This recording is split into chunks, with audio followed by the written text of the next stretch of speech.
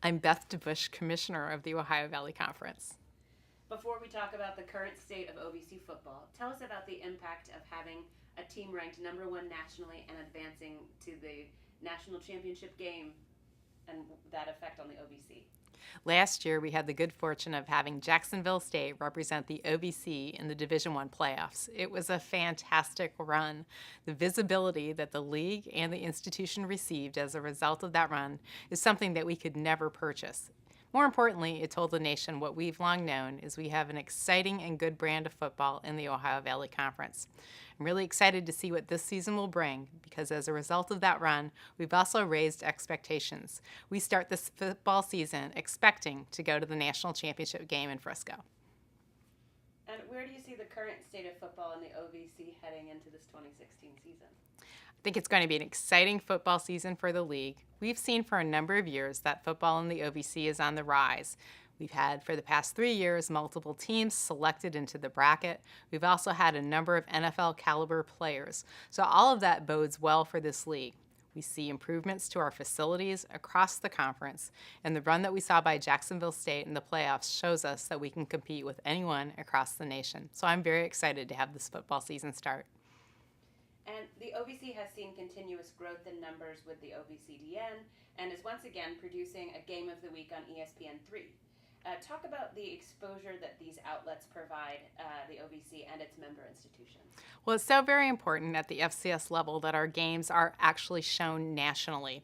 As a result of the digital network, we have 36 games that will be shown throughout the season. They will be supplemented by our relationship with ESPN3 and our Game of the Week. I'm glad that Bob Belvin and Kevin Ingram are coming back to be the voice of the Game of the Week just because they know so much about the league and our student athletes. The OVCDN has been an exciting development for this conference. We start our 5th year. In our 5th year, we've had over 1.5 million views of the digital network. It's a wonderful platform to be able to tell our story, not only just the competition, but what goes on behind the scenes. So with that, the nation and the world, in fact, can see our student athletes compete at the highest level, and that's really something I'm very proud of. And nationally, there are some big student-athlete well-being issues. Can you tell us about those? Nationally, we're talking about a number of issues important to student athletes. What's good for the OVC is we've been around for 69 years, and for those 69 years, we've been focused on the student-athlete experience. So these type of conversations become very natural for us.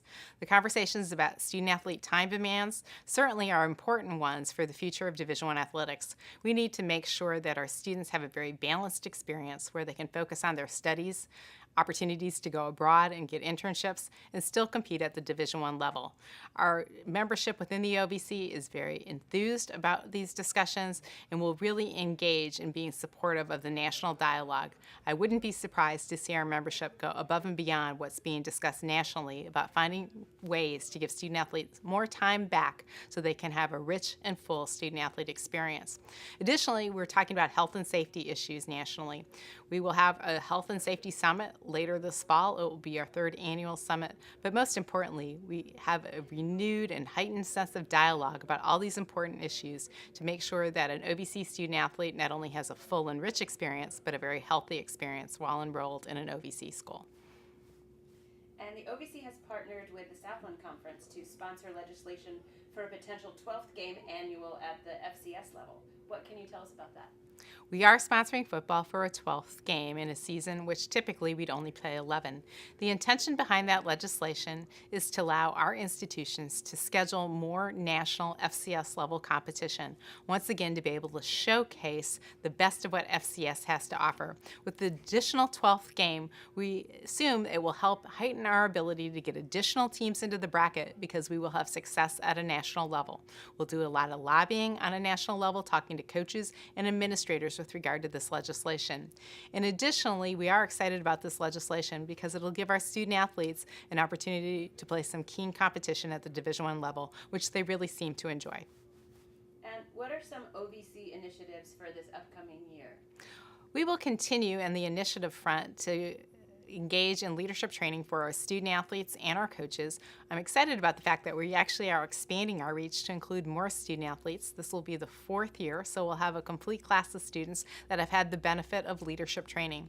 We've had programming involved in helping to stop domestic violence and making student athletes aware of this important issue, and it's beyond that of even bystander training. So I'm so glad we can contribute into that national dialogue.